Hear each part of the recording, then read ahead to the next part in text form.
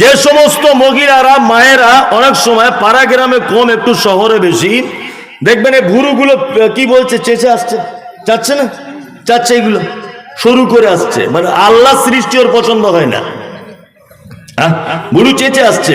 বলছে যে এই প্রত্যেক লোমের কোষে এমন সূক্ষ্ম কিছু শিরা উপশিরা থাকে যেগুলো মাইক্রোস্কোপ যন্ত্র দিয়েও দেখা সম্ভব নয়। এই শিরাগুলো যদি কেটে যায় মেয়েদের ভুরু তুলতে গিয়ে, তাহলে বলছে এক পর্যায়ে ওই মহিলাটি অদূর ভবিষ্যতে কোনোদিন মা নাও হতে পারে। যারা বারবার ভুরুটা সাইজ করছেন, ইয়ং মেয়ে, আপনার মেয়ে যদি এটা করে থাকে অবশ্যই বলবেন যে মা এটা করিস না, এটা মুহাম্মদ সাল্লাল্লাহু আলাইহি ওয়াসাল্লাম করতে মানা করেছেন এবং বৈজ্ঞানিকদের মতামত হচ্ছে এটা করা যাবে না। যে মেয়েরা বেশি করে সেই মেয়েরা অদূর ভবিষ্যতে মা হওয়ার সম্ভাবনা কম। সুন্নাত যত পারবেন মেনে চলুন, তত বেশি উপকার। উপকার আছে না নেই? আছে। তাহলে আমরা ইবাদত বুঝে গেলাম যে সমস্ত কিছুর পদ্ধতি আল্লাহ এবং তার রাসূলের অনুযায়ী যদি হয়, এগুলো আমাদের কি ইবাদত। নাম্বার 2, আর একটা কথা আপনাদেরকে বলে দিই, সেটা হচ্ছে এই, আচ্ছা আমাদেরকে শুধু ইবাদতের জন্য পাঠানো হয়েছে, কথা ঠিক, তারপরে আমাদেরকে আর 2-3টে দায়িত্ব দেওয়া হয়েছে, যা পৃথিবীতে যে দায়িত্ব পালন করা গরুর পক্ষে সম্ভব নয়, ছাগলের পক্ষে সম্ভব নয়, ভেড়ার পক্ষে সম্ভব নয়, আমার আর আপনার পক্ষে সম্ভব। সেটা কি? আল্লাহ বলছেন তোমাদেরকে পাঠানো হয়েছে লিইয়ুযহিরাহু আলাদ-দীনি কুল্লি, পৃথিবীর সমস্ত ধর্ম, সমস্ত মতবাদ, সমস্ত নিয়ম কানুনের উপরে ইসলাম শ্রেষ্ঠ, এইটা তোমাকে প্রমাণ করে দিয়ে তবে আমার কাছে আসতে হবে, তার আগে আসতে পাবে না। তা ইসলাম শ্রেষ্ঠ, ইসলাম প্রতিষ্ঠা করতে হবে। কি বললাম বুঝলেন? ইসলাম প্রতিষ্ঠার জন্য আপনাকে আমাকে কি করা হয়েছে? পৃথিবীতে পাঠানো হয়েছে। আচ্ছা বলুন তো, আমাদের দেশের পঞ্চায়েত থেকে শুরু করে দেশের রাষ্ট্রপতি, দেশের প্রধানমন্ত্রী, আচ্ছা বলুন তো এই পর্যন্ত যত শ্রেণীর কোয়ালিটির মানুষ আছে, এর অধিক অংশ ইসলামের শত্রু না বন্ধু? শত্রু। তাহলে এইরকম দেশে বসবাস করার পরেও ইসলাম প্রতিষ্ঠা করা সম্ভব না অসম্ভব? অসম্ভব। তাহলে কি কোরআনের এই আয়াতটার বাস্তবতায় রূপ দেওয়া যাবে না? যাবে, অবশ্যই যাবে। ইসলাম প্রতিষ্ঠা সম্ভব। আপনাকে একটা কথা আমি বলে রেখে দিচ্ছি, ভালো করে শুনুন।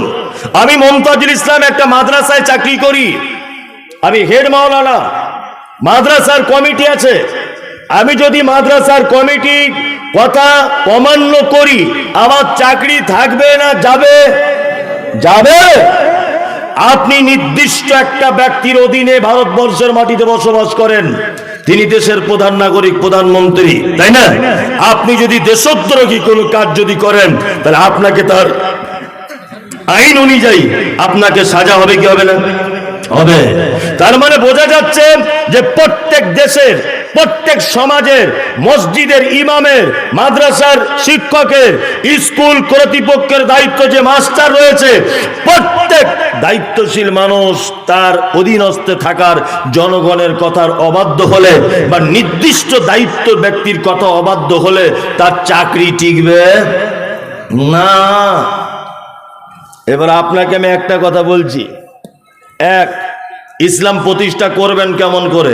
এক, আচ্ছা বলুন তো, পায়ের নখ থেকে নিয়ে মাথার চুল পর্যন্ত এই যে টোটাল অঙ্গ প্রত্যঙ্গ, বলুন তো এই টোটাল অঙ্গ প্রত্যঙ্গের একটা সেক্রেটারি বা একটা সভাপতি বা একটা দায়িত্বশীল অঙ্গ আছে না নেই? আছে। তার নাম মাথা। হাত আলাদা ডিপার্টমেন্টের কাজ করে, চোখ আলাদা ডিপার্টমেন্টের কাজ করে, এই পায়ের পাতা আলাদা ডিপার্টমেন্টের কাজ করে, দাঁত এর ডিপার্টমেন্ট আলাদা। টোটাল ডিপার্টমেন্টের হেড কে? মাথা। তার মানে এতক্ষণ পর্যন্ত আপনি বলেছেন যে দায়িত্বশীল মানুষের কথা মতো না চললে চাকরি টেকে না। এই মমতাজুল ইসলাম বলেছে আপনাকে সুদের টাকা হারাম, আপনার টাকা আপনার হাত সুদ খেতে বাড়িয়েছে, আপনার ব্রেন বারবার ওকে বলছে এই মমতাজুল ইসলাম কালকে বলেছে সুদের টাকা হারাম, আপনার চোখ বারবার একটা নোংরা নারীর দিকে দেখতে চাইছে, আপনার ব্রেন বারবার তাকে আঘাত করছে নোংরা নারীর দিকে দেখবে না, একদম এটা হারাম, চলবে না। আপনার চোখ বারবার ফেরত এসেও আবার চলে যাচ্ছে। একটা লোক এখানে বাপের বেটা কে আছেন হাত তুলে বলুন, তার মধ্যে আমি একজন, যে আমি এক সপ্তাহ এই মাসের 1 তারিখ থেকে আজ পর্যন্ত অর্থাৎ এই 2-3 দিন আমার হাত, আমার পা, আমার চোখ, আমার নাক, এই অঙ্গ প্রত্যঙ্গটাকে আমার ব্রেন যা বলেছে সেই অনুযায়ী চালনা করেছি। একটা লোক বলুন, কেউ আছেন এখানে? আছেন? নেই। আচ্ছা, হযরত আবু বকর আমাদের দেশের প্রধানমন্ত্রী হোক, কে কে চান? হযরত আবু বকরের মতো ইমানদার একবার হাতটা তুলুন, একটা মজার কথা বলবো, তুলুন। সবাই চান। মমতা ব্যানার্জি যদি মুখ্যমন্ত্রী না হয়, আম্মাজান আয়েশার মতো একজন ইমানদারিনী নারী যদি এই দেশের মাটিতে পশ্চিম বাংলার রাজ্যের মুখ্যমন্ত্রী হতো, আমরা সবাই চাইতাম কি চাইতাম না? চাইতাম। তার মানে তুমি এটা চাও যে নরেন্দ্র মোদীর পরিবর্তে আবু বকরের মতো ইমানদার লোক দেশ চালাক? তুমি এটা চাও মমতা ব্যানার্জির পরিবর্তে আয়েশা সিদ্দিকার মতো একজন ইমানদারিনী নারী এই দেশের, এই রাজ্যের নেতৃত্ব দিক? এটা তুমি চাও?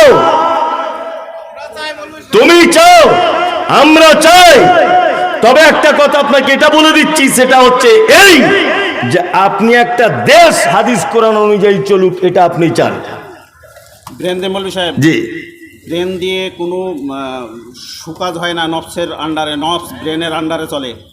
দেশ চালানি কোরআনের আন্ডারে, নফসের আন্ডারে। আপনি আমার কথা শেষ করতে দিচ্ছেন না, আপনি কেন বলছেন? আপনি ব্রেন দিয়ে, প্রত্যেকটা মানুষের ব্রেন আলাদা আলাদা। আরে আমার কথাটা শেষ করতে দেন আপনি। কি আশ্চর্য ব্যাপার, আপনি শেষ করতে দেন আমাকে। হ্যাঁ, কথা যেটা বলছিলাম সেটা হচ্ছে এই, তাহলে আমরা সবাই চাই যে আমাদের দেশ, আমাদের রাজ্য, আমাদের গ্রাম এটা হাদিস এবং কোরআন অনুযায়ী চলুক, এটা আমরা চাই, তাই না? এবার আমি আপনাকে বলছি, আপনার পায়ের নখ থেকে নিয়ে মাথা পর্যন্ত এটা একটা দেশ ধরে নিতে পারেন, এটা একটা রাজ্য ধরে নিতে পারেন, বিভিন্ন ডিপার্টমেন্টে এক একটা অঙ্গ প্রত্যঙ্গ কাজ করছে, তাই না? তাহলে এবার আপনাকে বলছি যে আপনার এই ব্রেন এইটা দিয়ে এবং হাদিস কোরআনকে সাথে নিয়ে 1 সপ্তাহ যাবত আমি আপনি কেউ আমাদের অঙ্গ প্রত্যঙ্গটাকে পরিচালনা করতে পেরেছি? পারিনি। আমরা একটা বৃহত্তম ব্যাপার নিয়ে ভাবি, কি করে একটা দেশ ইমানদারের সাথে চালানো যায়, কি করে একটা রাজ্য ইমানদার কোনো মানুষকে দিয়ে পরিচালনা করা যায়, কিন্তু আমরা কোনোদিন ভাবি না যে আমার 3.5 হাত বডিটা কি করে অঙ্গ প্রত্যঙ্গগুলো হাদিস এবং কোরআন অনুযায়ী চালানো যায়। কেউ ভাবি? কেউ ভাবি? কেউ ভাবি না। এবার আপনাকে একটা কথা বলছি, ইসলাম প্রতিষ্ঠা হবে কি করে? ওই জন্য আপনাকে বলছি যে আপনি আমার অঙ্গ প্রত্যঙ্গ দিয়ে ইসলাম প্রতিষ্ঠা করার চিন্তা ভাবনা করুন। আপনি যদি এখন বলেন জেহাদ ইসলামে, লাঠি সোটা নিয়ে যদি রাস্তায় বার হয়ে যান, তাহলে আপনাকে মেরে আপনার মাথা ফাটাবে কি ফাটাবে না? জেলে ভরবে না? জেলে ভরবে। তাহলে আপনি ইসলাম প্রতিষ্ঠা করবেন কি করে?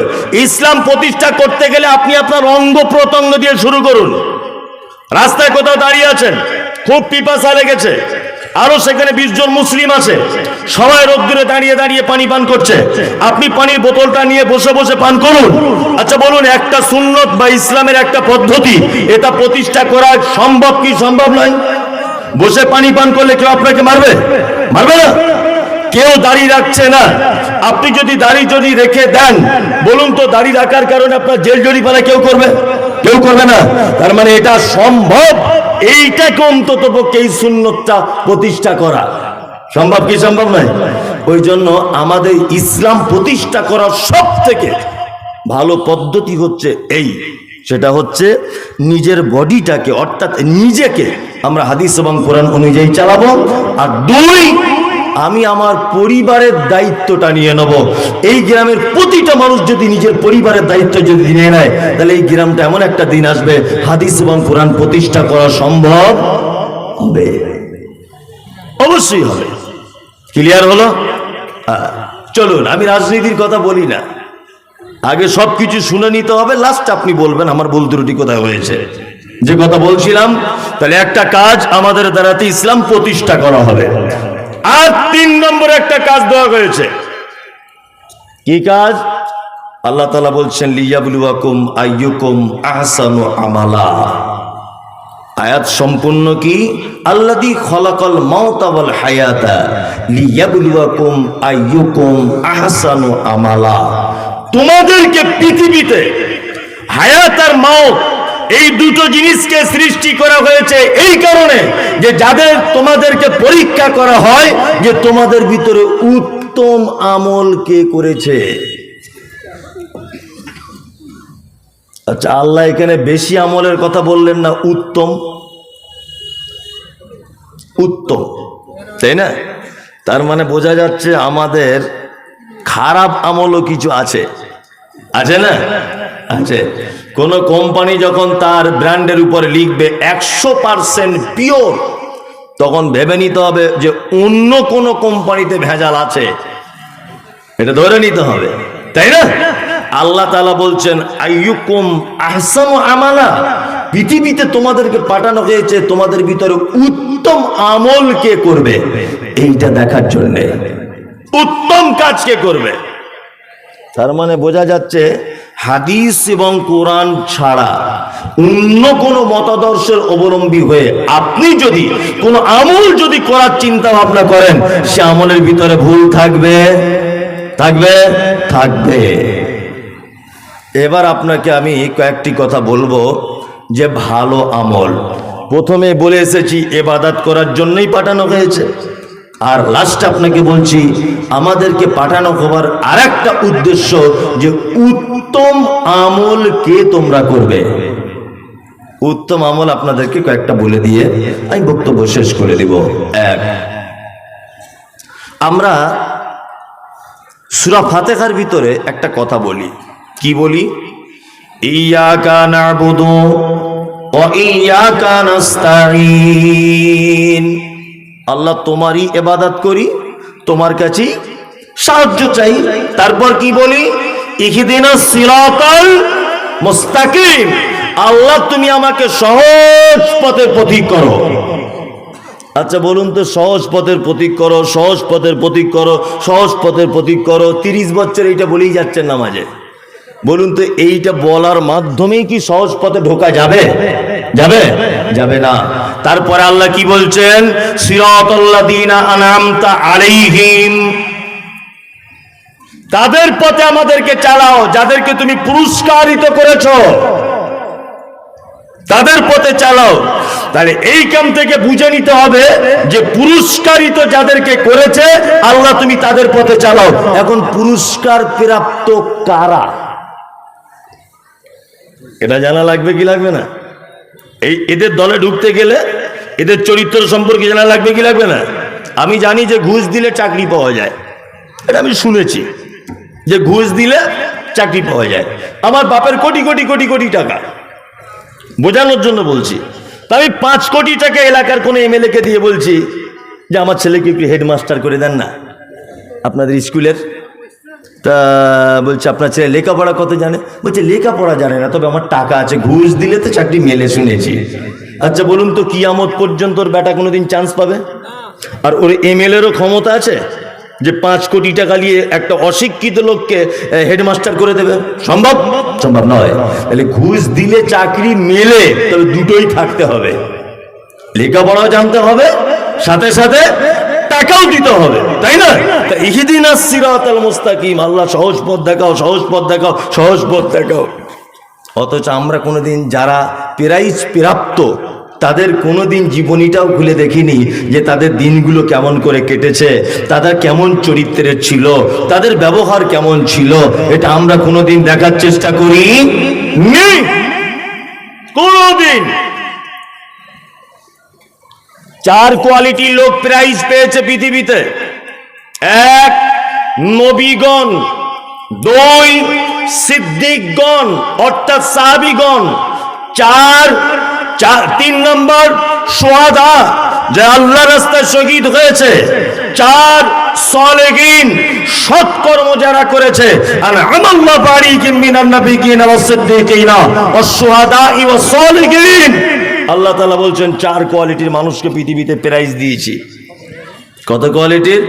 4। নবীগণ, প্রত্যেক নবীরা কোথায় থাকবে? জান্নাতে থাকবে। কোথায়? জান্নাতে। কিয়ামতের দিন কয় শ্রেণী মানুষ হবে জানা আছে? নেই। 3 শ্রেণীর। কত? 3।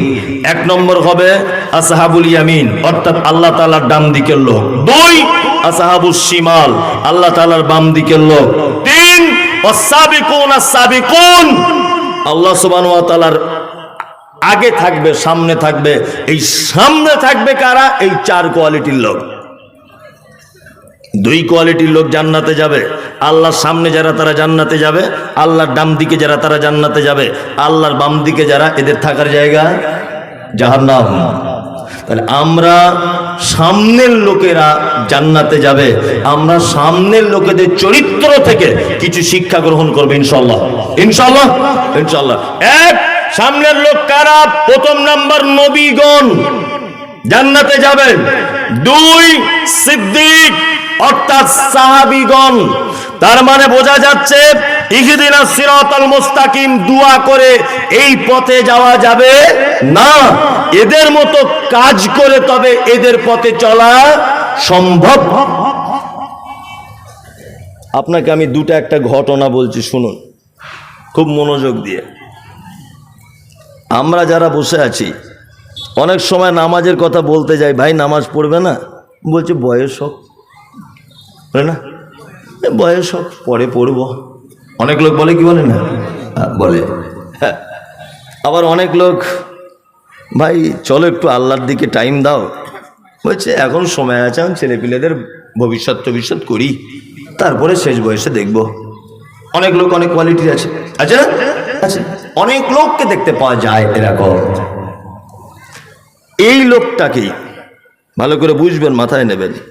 এই লোকটা কি? যে লোকটা নামাজ পড়ে না, যে লোকটা জাকাত দেয় না, যে লোকটা সাদকা করে না, যে লোকটা হারাম খায়, বিড়ি গাঁজা মদ ইত্যাদি ভিতরে আসক্ত আছে, এই লোকটাকে যদি বলা হয় আরে নবীকে গাল দিয়েছে লালগোলার একটা লোক, চল রাস্তা অবরোধ করতে হবে, বলুন তো যাবে কি যাবে না?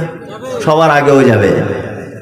মাথায় লাল গামছা বেঁধে বলবে চল, কে কোন মায়ের বেটা আমার নবীর নামে কথা বলেছে, চল দেখিন। তার মানে বলুন তো নবীকে ভালোবাসে কি বাসে না? বাসে, বাসে। আমরা যারা এখানে বসে আছি সকলেই নবীকে ভালোবাসি কি বাসি না? বাসি। মৌখিক নবীকে ভালোবেসে জান্নাত টিকা যাবে না, মাথায় রাখবেন এটা। মৌখিক নবীকে ভালোবেসে জান্নাত যাওয়া যাবে না। মৌখিক ভালোবেসে যদি জান্নাতে যাওয়া যেত, সর্বপ্রথম জান্নাতে গিয়ে বসে থাকতেন আল্লাহর নবীর চাচা, তার নাম আবু তালিব। ইসলামের ইতিহাসে একটা চটি বইয়ের পাতাতে আপনি দেখাতে পারবেন না যে আবু তালিব কখনো কোনোদিন মুহাম্মদ সাল্লাল্লাহু আলাইহি ওয়াসাল্লামের বিরুদ্ধচারণ করেছে।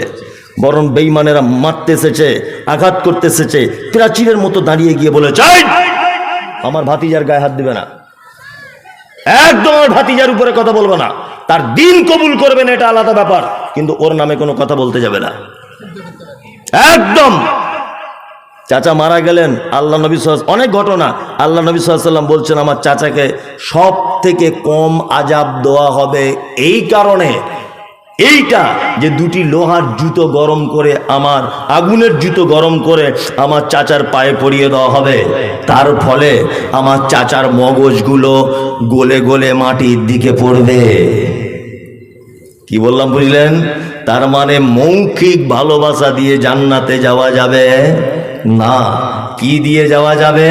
মুহাম্মদ সাল্লাল্লাহু আলাইহি ওয়াসাল্লাম যে দিন এনেছিলেন, এই দিন ওনার আনিত দিন ছাড়া, আল্লাহর দিন ছাড়া, ওনার পদ্ধতিকে না মানা ছাড়া জান্নাতে যাওয়া যাবে না।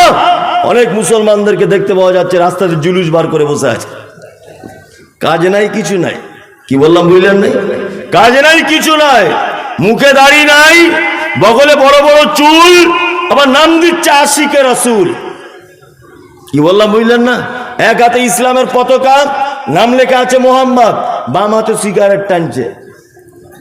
এরকমও নবীর আশিক আছে, আছে না নাই? আছে। এই পাগলামু করে জান্নাত যাওয়া যাবে না। জান্নাত যেতে গেলে নবী এবং সাহাবায়ে কেরামগণ যে পদ্ধতিতে জান্নাতের সার্টিফিকেট পেয়েছেন, আমাদেরকে ওই পদ্ধতিতে হাঁটতে হবে ইনশাআল্লাহ। বুলা জি আমরা চেষ্টা করব ইনশাআল্লাহ, ইনশাআল্লাহ। এই দেখুন, আপনাদেরকে জান্নাতি মানুষদের কয়েকটা ঘটনা আপনাকে বলি, খুব মজা লাগবে। এক, এটা আপনারা জানেন যে 3 হিজরিতে একটা যুদ্ধ হয়েছিল। এই যুদ্ধটির নাম হচ্ছে উহুদ। কি? উহুদ। এই উহুদ যুদ্ধতে আল্লাহ নবী সাল্লাল্লাহু আলাইহি ওয়াসাল্লাম মুশরিকদের সঙ্গে করেছিলেন, বেঈমানদের সাথে। আর এই যুদ্ধের যেদিন আল্লাহ রাসূল সাল্লাল্লাহু আলাইহি ওয়াসাল্লাম ঘোষণা করেন, সেই দিন বিকাল বেলাতে একজন সাহাবীর বিবাহ পড়িয়েছেন। বিবাহ, তার নাম কি? হানজালা রাদিয়াল্লাহু তাআলা আনহু। হানজালার বিবাহ পড়িয়েছেন। আল্লাহ নবী সাল্লাল্লাহু আলাইহি ওয়াসাল্লাম খুশি হয়ে অন্য সাহাবীদের ভিতরে খরমা টরমা বিলি করেছেন। হানজালা বিবিকে নিয়ে শুয়ে আছেন। রাত্রের বেলাতে স্বামী স্ত্রী মিলন ঘটেছে। আল্লাহ নবী সাল্লাল্লাহু আলাইহি ওয়াসাল্লাম উহুদের যুদ্ধের ডাক দিলেন। হানজালা তাড়াতাড়ি করে বিছানা ছেড়ে উঠে বিবিকে ডেকে বলছেন, এক কাজ করো, আল্লাহ রসুল জিহাদের জন্য ডেকেছে, আল্লাহ রসুল জিহাদের জন্য ডেকেছে। আর 1 মিনিট এখানে আমি আর শুয়ে থাকতে পারবো না।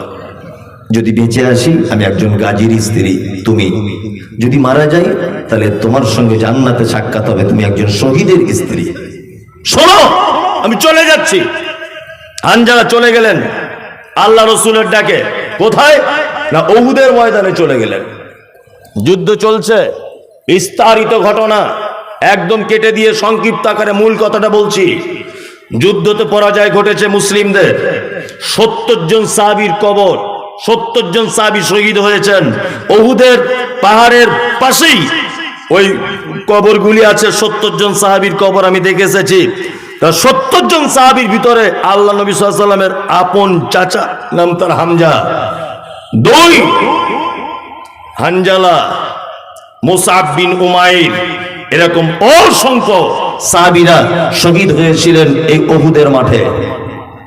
আল্লাহ নবী সাল্লাল্লাহু আলাইহি ওয়াসাল্লাম সাহাবীদেরকে বললেন, এক কাজ করো, যারা যারা শহীদ হয়েছে যুদ্ধের শেষে তাদের লাশগুলোকে এক জায়গায় করো। সাহাবীরা লাশগুলোকে খুঁজে এক জায়গায় করলেন।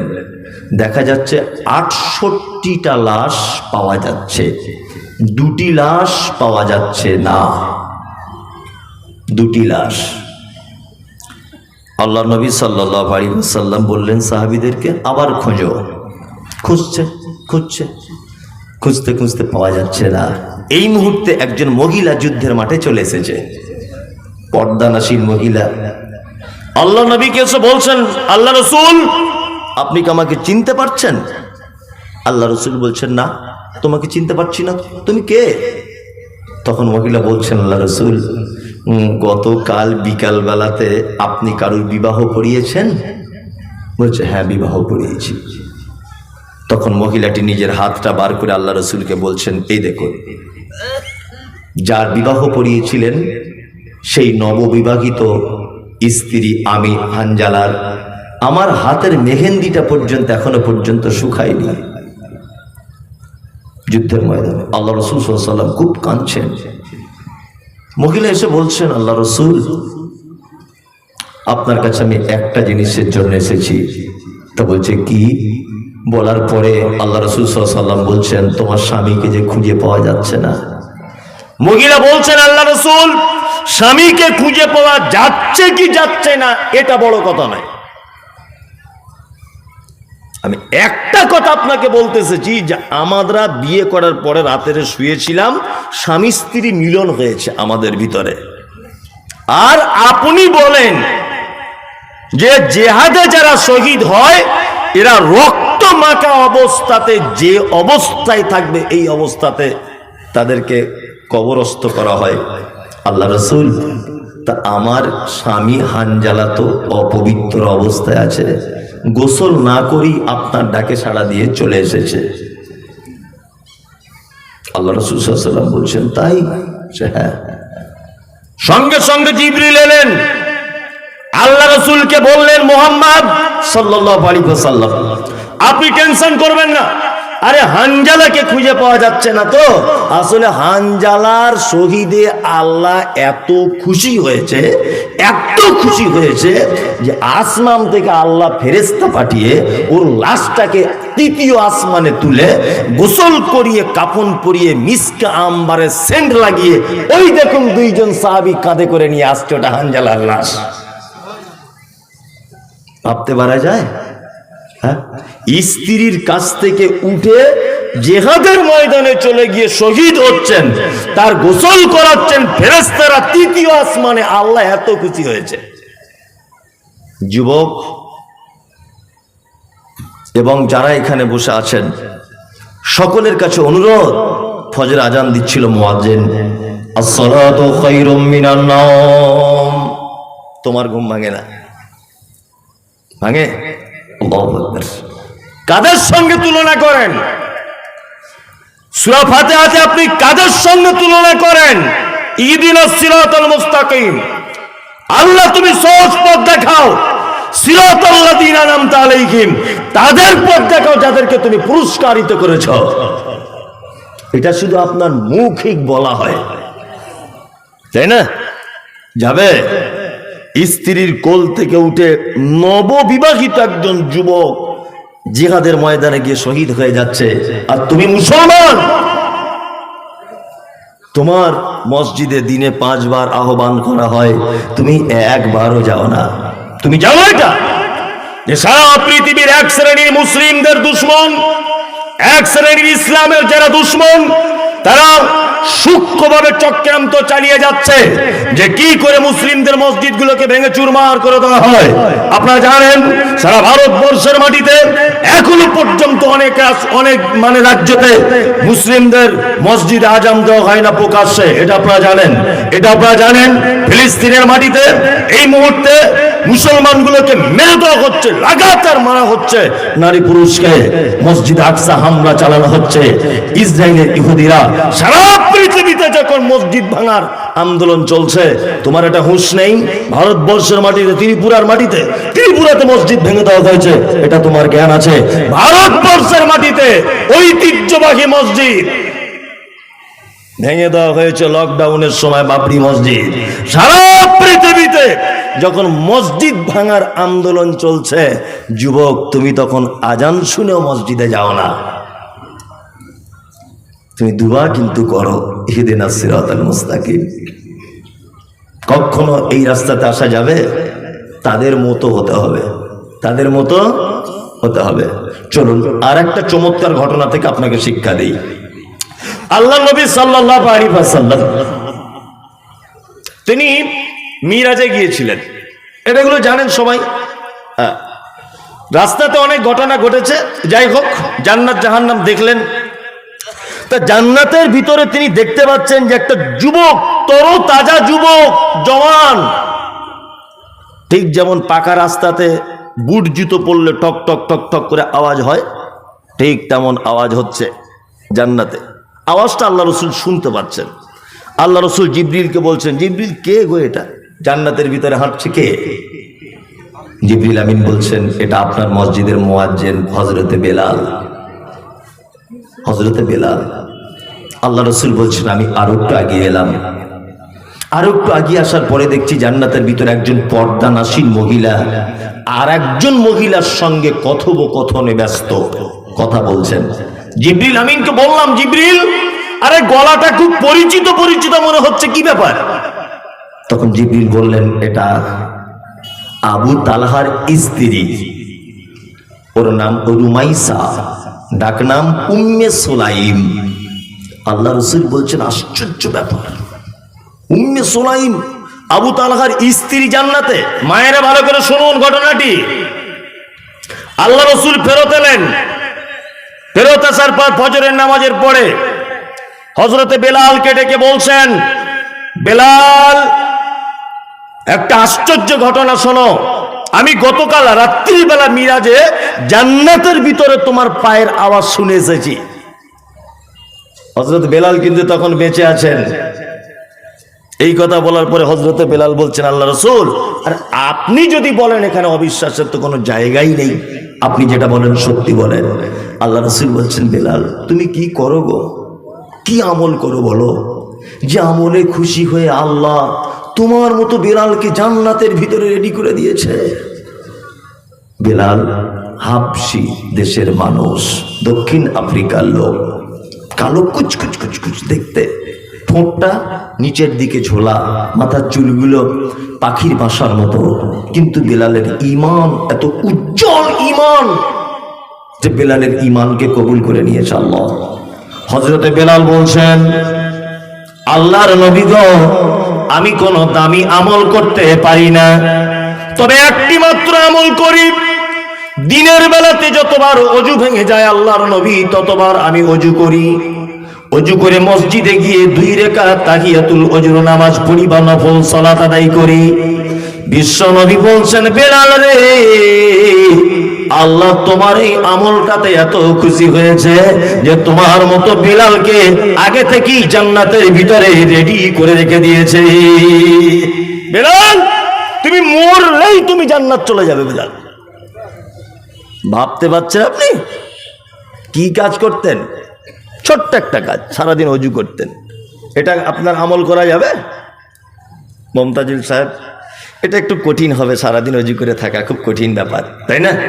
এটা কঠিন হবে। আপনি এক কাজ করুন, অজু করে থাকা যদি আপনার পক্ষে সম্ভব না হয়, আল্লাহর নবী সাল্লাল্লাহু আলাইহি ওয়াসাল্লাম বলছেন, জান্নাতে একজন নারীকে দেখলাম, তার চরিত্র ছিল মসজিদ ঝাড়ু দেওয়া, মসজিদ পরিষ্কার পরিচ্ছন্ন করা।